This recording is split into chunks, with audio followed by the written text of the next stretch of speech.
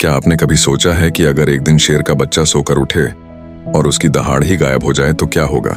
जंगल का राजकुमार बिना आवाज के। आज स्टोरी कंपास पर हम लेकर आए हैं एक ऐसी कहानी जो आपको अंत तक बांधे रखेगी। शेर के बच्चे की खोई दहाड़। सवाना की सुनहरी धूप फैल रही थी। छोटा शेर शावक लूमो आंखें मलते हुए उठा। जैसे हर सुबह उसने जोर से दहाड़ने की कोशिश की, लेकिन इस बार कुछ नहीं, पूरी चुप्पी। लूमो डर गया।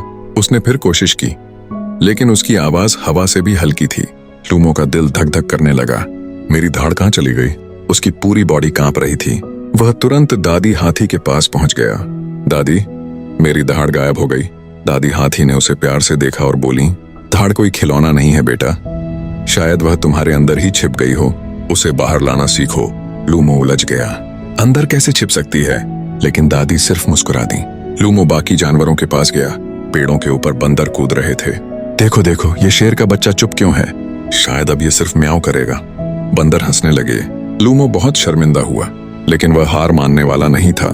थोड़ी दूर एक बड़े पत्थर पर बैठा था जंगल का सबसे बुद्धिमान जीव, बूढ़ा कछुआ बावन।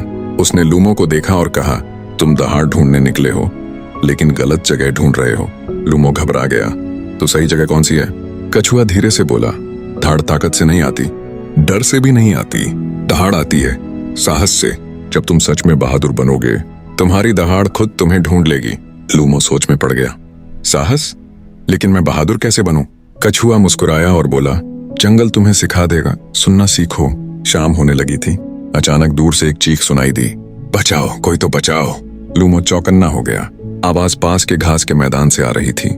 वह वहां पहुंचा तो देखा एक छोटा हिरन झाड़ियों में फंसा था और उसके पास ही एक भूखा लकड़बग्घा घात लगाए बैठा था।